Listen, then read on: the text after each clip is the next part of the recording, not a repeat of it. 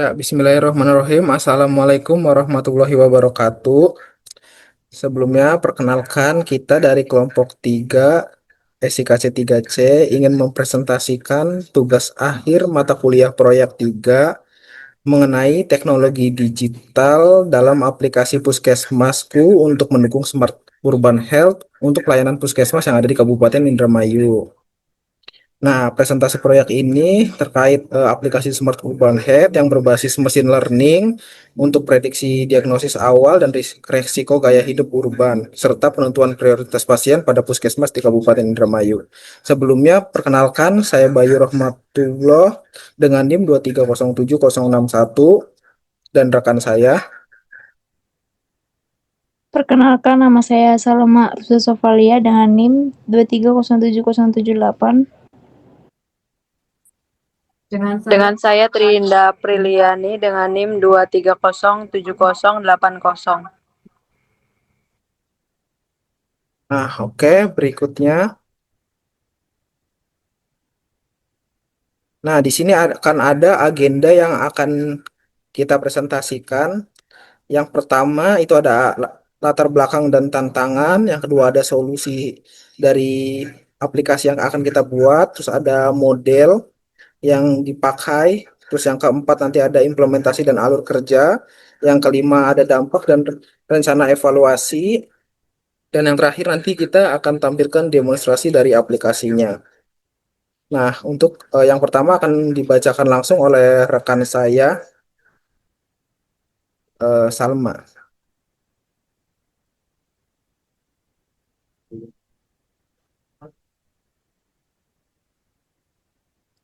Baik, di sini ada latar belakang dan tantangan. Puskesmas di Kabupaten Indramayu menghadapi tantangan dalam efisiensi penanganan pasien akibat beban kerja yang tinggi dan pola hidup masyarakat urban yang beresiko. Penelitian ini bertujuan untuk merancang aplikasi Puskesmasku Smart Urban Health berbasis machine learning yang mengintegrasikan algoritma random forest, naive Bayes, dan logistic regression. Sistem ini berfungsi untuk memprediksi diagnosis awal penyakit berdasarkan gejala, menganalisis resiko gaya hidup urban, serta menentukan prioritas antrian pasien secara otomatis. Tantangan utama, keterlambatan diagnosis awal, ketidakefisienan antrian, dan kebutuhan dukungan keputusan klinik berbasis data.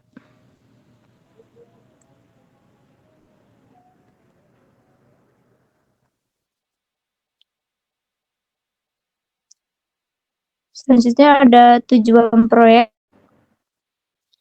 Yang pertama ada mendesain aplikasi Puskesmasku untuk memprediksi diagnosis awal berdasarkan gejala pasien.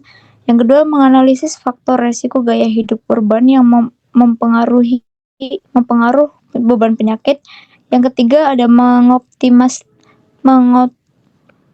mengotomatiskan penentuan prioritas antrian pasien untuk meningkatkan efisien layanan.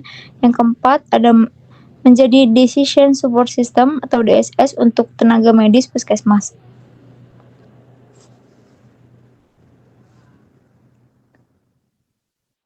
Selanjutnya ada model dan metodologi.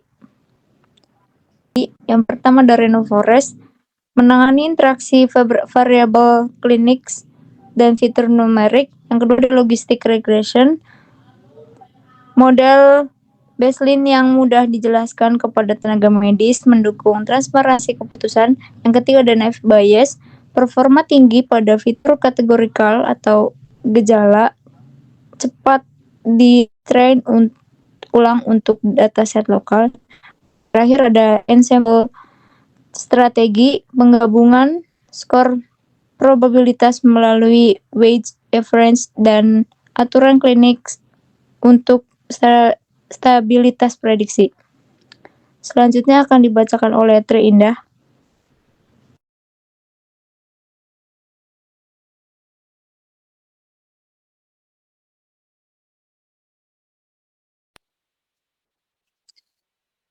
Baik, selanjutnya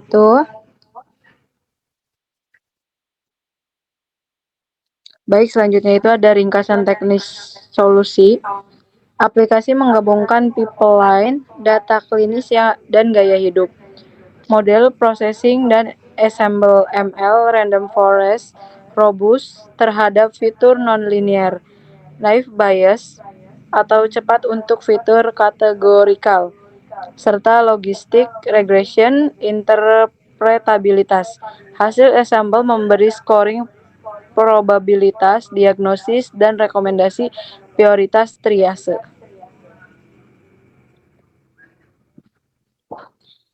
Untuk aplikasinya itu ada fitur utama aplikasi. Yang pertama ada input gejala terstruktur dan riwayat diagnosis. Yang kedua ada prediksi diagnosis awal dengan tingkat kepercayaan dan interpretasi fitur. Yang ketiga ada prioritas antrian otomatis berdasarkan skor, risiko, dan urgensi klinis. Yang keempat, ada chatbot berbasis NLP yang sudah dilatih dan siap diajukan pertanyaan seputar kesehatan dan pola gaya hidup sehat. Yang keenam, ada dashboard admin monitoring epidemi lokal dan laporan berkala untuk kebijakan kesehatan kabupaten. Yang terakhir, ada cek BMI, posyandu, anak, dan banyak lainnya.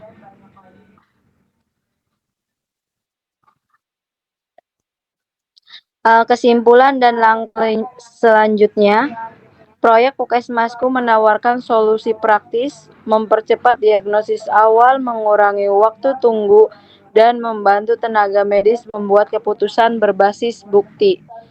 Langkah selanjutnya, pelaksanaan pilot, kolaborasi dengan Dinas Kesehatan Indramayu, dan publikasi hasil evaluasi untuk adopsi lebih luas.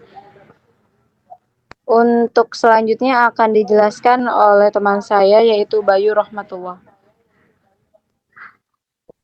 Nah, oke, untuk demonstrasi aplikasi dan dashboard admin dari aplikasi Puskesmasku nanti akan langsung ditampilkan pada halaman berikut ini.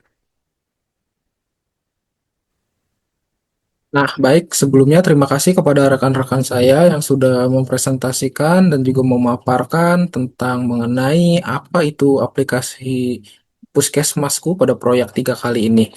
Nah, baik, langsung saja. Sekarang saya di sini akan memaparkan dan mendemokan mengenai aplikasi Puskesmasku Smart Urban Health AI ini. Nah, sebelumnya di sini saya akan mempresentasikan ada dua interface.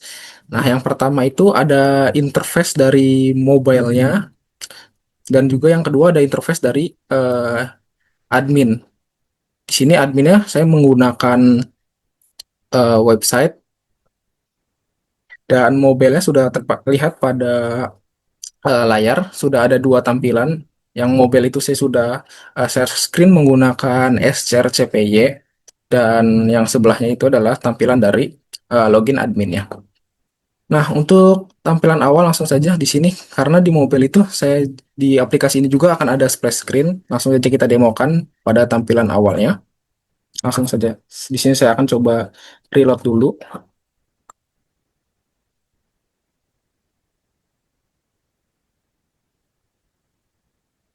Nah, di sini akan muncul splash screen pada tampilan awal yang bertulisan Puskesmasku Health AI. Nah, lanjut akan langsung muncul ke tampilan selanjutnya itu ada onboarding screen. Di sini ada tulisan-tulisan mengenai aplikasi, apa itu aplikasinya, kayak prediksi diagnosis awal akurat ya pada umumnya. Di sini kita bisa langsung lihat aja kayak gini, dan langsung kita bisa langsung mulai untuk ke menu login. Nah, karena kita awal di sini, kita langsung saja mencoba untuk register atau daftar sekarang. Nah, di sini saya akan coba daftar memasukkan nama lengkap. Misal di sini kita masukkan Andi Wijaya, nomor HP-nya misal 081234567889, ke laki-laki. Terus kita lanjut, kita masukkan email yang nanti buat kita login. Kita di sini bisa misal pakai coba coba 12 misal ya at gmail.com. Passwordnya kita 12345678 dan di sini juga ada minimal kita menggunakan password itu 6. Nah, 78 untuk agar mudah diingat ya. Kita langsung buat akun. Kita tunggu sampai akun berhasil terbuat. Nah, kita langsung mulai sekarang dan kita coba login tadi. Coba 12@gmail.com dan passwordnya tadi 1234567 8. Langsung kita masuk dan akan muncul tampilan dashboard utama dari aplikasi Puskesmasku. Nah, ini adalah tampilan dashboard utama. Di sini bisa dilihat ada langsung kita disambut dengan tulisan selamat malam dari Andi. Nah, ini Andi adalah nama yang tadi kita sudah daftarkan dan tulisan selamat malam ini adalah real time juga ya, teman-teman. Nah, di sini dia ketika siang juga akan bertulisan selamat siang, ketika pagi bertulisan selamat pagi gitu. Nah, lanjut di sini di bawahnya dia ada skor kesehatan urban. Nah, skor kesehatan ini akan jalan dan akan bertambah ketika setiap user itu melakukan prediksi diagnosis AI. Nanti ada di layanan kesehatannya. Terus ada smart points, itu akan bertambah setiap 10 tuh, 10 poin ketika melakukan diagnosis AI, login harian ketika akan mendapatkan 2 poin, dan selanjutnya. Nah, di sini juga ada layanan-layanan kesehatan yang nanti akan kita demokan dan kita perlihatkan. Di sini ada tentang kayak promo spesial, terus juga ada artikel-artikel kesehatan. Nah, artikel kesehatan ini artikel-artikel yang akan dibuat nanti dan dia juga nyambung ke menu di sampingnya di sini ada edukasi kesehatan. Nah, dia tuh nyambung ke nanti yang dimana ketika admin membuat sebuah artikel ataupun berita nanti akan masuknya di sini. Nah, lanjut. Karena ini akun baru, di sini juga riwayat dari kesehatan itu masih kosong ya, teman-teman. Nah, riwayat kesehatan ini sendiri akan muncul ketika user selesai melakukan prediksi diagnosis pada halaman sebelahnya. Nah, di sini ketika user melakukan prediksi diagnosis awal, nanti riwayat dari hasil diagnosis dia akan muncul di menu riwayat. Nah, di sini ada menu profil juga, sama dia real time seperti sebelumnya. Bisa juga edit profil di sini. Kita bisa ganti namanya, misalkan tadinya Andi Wijaya menjadi Andi Wibowo. Wibowo. Nah, di sini misalkan dari laki-laki dan kita bisa juga ganti perempuan, ganti password juga di sini kita bisa. Karena di sini biar mempersingkat waktu kita coba uh, edit profil di bagian nama lengkapnya ya. Nah, kita coba ganti. Nah, akan ada pesan profil berhasil diperbarui dan nama dari usernya akan terganti. Di sini juga ada akun, ada rekam medis, ada asuransi BPJS yang sudah berkolaborasi nantinya dengan pihak BPJS ya. Ini juga ada rekam medis, terus ada notifikasi yang bisa diaktifkan nanti, terus ada bahasa karena di sini kita masih menggunakan bahasa Indonesia dan bahasa Inggris nanti untuk fitur selanjutnya. Di sini juga ada bantuan fax seperti pada aplikasi umumnya berisikan tulisan-tulisan mengenai bantuan-bantuan ketika user susah atau tidak tahu ini apa gitu. Nah, di sini juga ada kebijakan privasi yang sudah dibuat juga oleh kami. Nah, lanjut kita langsung ke menu home lagi ya. Di sini ada layanan kesehatan. Di sini ada beberapa fitur dari halaman ini. Nah, yang pertama itu ada diagnosis AI adalah fitur utama dari aplikasi Puskesmasku ini. Nah, dia adalah AI yang berbasis machine learning yang sudah dilatih sesuai dengan dataset yang kami latih. Langsung saja kita coba. Di sini kita coba dulu ketika kita menginputkan, misal kita menginputkan demam ringan dan juga misal kita demam tinggi dan juga menggigil. Nah, terus kita masukkan juga di sini usianya, misalkan 20 tahun. Terus kita analisis dari gejalanya. Nah, maka nanti akan muncul hasilnya. Nah, maka akan muncul hasil dari diagnosis tadi bahwa menunjukkan pasien ini menunjukkan alergi dan juga nanti di sini ada top 3 dari kemungkinan penyakit, juga ada tentang alergi itu apa dan rekomendasi buat kedepannya dari user, terus ada rekomendasi gaya hidup dan juga tingkat urgensi yang user lakukan. Nah, langsung kita cek coba pada hasil dari riwayat tadi. Nah, tuh di riwayat juga muncul hasil prediksi diagnosis tadi bahwa menandakan darurat, tingkat urgensinya, terus penyakit teridentifikasi, terus rekomendasi dari tindakan untuk kedepannya. Langsung kita tutup. Nah, kita lanjut lagi ke home. Ya, di sini juga kan kita ada beberapa layanan kesehatan. Oh ya, sebelumnya saya bakal tunjukin juga dari skor kesehatan ketika user selesai melakukan hasil tes diagnosis. Nah, poin juga bakal bertambah 80%. Terus juga smart points-nya akan bertambah 10. Nah, nanti ketika user melakukan tes diagnosis lagi, hasilnya buruk, akan nanti berkurang dari poin tersebut. Nah, poin ini ada poin skor kesehatan urban ini menunjukkan berapa sehat dari user menggunakan aplikasi ini dan juga sesuai dengan tes dari hasil kesehatan dia. Nah, oke, kita lanjut ke layanan kesehatan. Di sini ada beberapa layanan kesehatan, yaitu tadi yang awal diagnosis AI itu udah, terus nanti ada layanan puskesmas. Di sini juga kita ada layanan ibu dan anak, ada tips ibu hamil, terus ada perkembangan anak, ada jadwal imunisasi. Ini jadwal imunisasi juga sesuai dengan kebutuhan imunisasi pada umumnya yang ada di Indonesia ya. Misalkan di sini ada 0 sampai 1 bulan, terus ada 3 bulan, itu imunisasi yang disarankan itu ada di PT, terus HB, HIB2, itu. Terus juga di sini ada reminder posyandu untuk kedepannya. Misalkan nanti posyandu berikutnya itu ada di tanggal 26. Kita ini nanti akan dikasih tahu notifikasi. Tuh. Nah, layanan berikutnya, kita juga di sini bisa ngecek BMI. BMI itu adalah body mass index ya. Dia itu ngecek kayak dari berat badan dan tinggi badan kita itu ideal atau normal tidak. Nah, misal di sini kita inputkan berat badan kita misal 65, terus tinggi badannya kita misalkan 170. 170. Nah, kita hitung BMI-nya. Nah, hasil tes BMI saya adalah normal dan ideal ya. Nah, lanjut kita ke fitur berikutnya. Di sini juga ada fitur kesehatan mental. Nah, di eh, kesehatan mental ini kita disuruh untuk menjawab beberapa pertanyaan yang terkait ya. Nah, di sini misalkan ada pertanyaan pertama, apakah akhir ini kamu sering merasa sedih atau murung? Nah, kita misalkan jawab sering, misalkan ini kita jawab kadang-kadang, misalkan ini kita jawab tidak pernah. Nanti ini akan hasilnya juga sesuai dengan uh, user menginputkan jawabannya. Kita lihat hasilnya. Oh, di sini kita menunjukkan bahwa lagi stres ringan dan juga ada rekomendasi dari dia untuk nantinya. Oke, nah di fitur yang terakhir nih, di sini juga ada di layanan kesehatan darah ya teman-teman.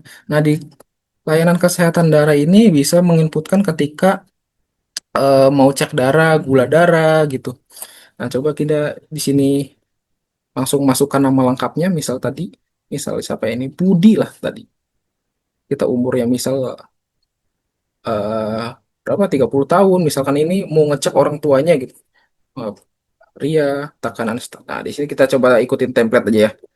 Ada 120, misalkan ini ya, tekanan 80. Contoh ini misalkan gula darahnya dia cek pas di rumah ataupun di puskesmas itu 95, terus kolesterolnya 180, asam uratnya 5,2. Nah, langsung kita analisis kesehatan. Nah, di sini akan muncul rinciannya. Budi, 30 tahun pria. Health score-nya dari dia adalah 90/100, yang menunjukkan dia itu sehat. Rincian hasilnya juga ada. Nah, ada rekomendasi juga dari AI-nya bahwa tekanan darah dia perlu diperhatikan, yang lainnya normal. Dan juga di akhirnya akan dikasih juga kesimpulan dan juga sarannya. Kita bisa langsung periksa ulang ataupun kita balik ke menu tadi. Nah, di sini saya akan menunjukkan juga artikel kesehatan. Nah, kita bisa baca-baca artikel kesehatan. Nah, di artikel kesehatan ini berisi artikel-artikel ataupun berita-berita mengenai kesehatan, tentang berita-berita terkini, mencakup kesehatan ya. Karena ini adalah aplikasi kesehatan. Kita bisa lihat artikel yang terkait. Nah, kita bisa balik lagi. Nah, yang terakhir di sini saya akan menunjukkan fitur akhir dari aplikasi ini, yaitu ada chatbot yang bernama Elsa, yang dari tadi dia itu adalah seorang perempuan yang lagi dadah-dadah gitu. Nah, kita coba pencet langsung aja ke chatbotnya. Nah, chatbot ini adalah Elsa Healthbot ini adalah chatbot yang sudah saya latih. Jadi dia hanya menjawab seputar kesehatan. Nah, jadi dia ketika ada user yang ingin jawab aneh, misalkan siapa presiden, siapa tentang politik ini, nah dia tidak akan menjawab. Nah, coba kita tanya dulu ya. Misalkan, eh, halo, kamu siapa?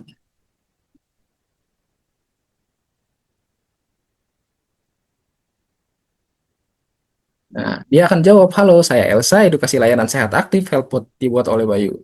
Nah, oke, karena kan dia hanya menjawab seputar kesehatan ya. Coba kita tanya mengenai misalkan saya sedang pusing, rekomendasi obat dong. Nah, dia akan jawab nih, dia akan kasih tahu pusing memang sangat ini ya, gitu bla bla bla untuk membantu Anda, dia akan memberikan solusi. Nah, coba kita tanya mengenai politik ya. Misalkan kita tanya eh, siapa presiden Indonesia sekarang. Nah, dia akan memberitahu bahwa maaf saya hanya dapat membantu dengan informasi seputar kesehatan gitu. Jadi dengan tujuannya bot ini kita batasi salah satunya agar tidak disalahgunakan dan juga bisa fokus terhadap bidang kesehatan saja gitu. Nah, oke baik, mungkin sekarang kita bisa langsung lanjut kepada bagian di mana kita bisa melihat ada website admin. Nah, kita bisa lihat langsung. Nah, di sini kita coba login admin dulu terlebih dahulu ya. Saya sudah membuat uh, user ataupun akunnya, ya, yaitu akun dari admin ya, admin super admin. Kita coba masukkan passwordnya. Nah, kita coba masuk ke dalam. Nah, ini adalah tampilan dari dashboard utama admin, di mana kita bisa melihat dari total pengguna, total pasien yang terdaftar, terus diagnosis yang user semua gunakan, terus ada aktif klinik, dan juga di sini ada distribusi urgensi AI-nya yang menandakan normal dan juga urgent. Di sini ada aktivitas dari platform yang jalur biru itu menandakan dia adalah pasien baru, yang di bawah itu adalah jalur dari diagnosis. Di sini juga ada detail dari pengguna yang tadi sudah kita setiap pengguna yang sudah register tadi juga terlihat kita sudah register menggunakan nama Andi Wibowo yang sudah kita ganti juga sempat kita edit profil. Nah, di sini juga admin bisa melihat tadi health articles ya, mengcreate semua artikel-artikel yang ada pada aplikasi nantinya. Di sini juga ada user management. Nah, admin bisa melakukan memanajemen user itu sendiri ataupun memanajemen pengguna. Misalkan mau menghapus akun pengguna ataupun mengedit akun dari pengguna itu. Nah, misalkan di sini namanya misal mau diedit ataupun emailnya misal mau diedit ataupun role-nya misalkan diganti jadi klinik staff ataupun admin atau misal mau ganti ataupun bisa juga menonaktifkan akunnya gitu. Nah, lanjut di sini juga ada pasien database ya. Nah, di pasien database ini adalah berisi dari database pasien yang nanti admin bisa inputkan. Nah, kita bisa lihat detailnya nanti, misalkan tadi si Andi Wibowo itu berapa tahun, golongan darahnya apa, terus ada riwayat medisnya nanti apa aja, terus nanti ada data pribadi mengenai NIK, nomor telepon, tanggal lahir, dan lain-lain. Nah, di sini ada diagnosis logs AI, adalah setiap user yang melakukan prediksi diagnosis nanti akan masuk ke menu dashboard admin di sini. Nah, seperti itu. Jadi ya di bagian diagnosis logs AI ini adalah berisi tentang riwayat sesi diagnosis yang sudah user lakukan akan muncul semua di menu admin ini. Admin bisa mengelolanya, mau menghapus ataupun tidak. Nah, mungkin di sini kita akan mencoba satu fitur admin. Kita ke user management. Kita ke user management.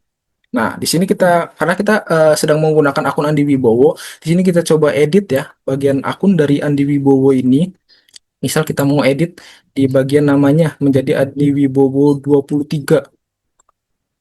Nah, kita update user, kita tunggu. Nah, sukses, user berhasil diperbarui.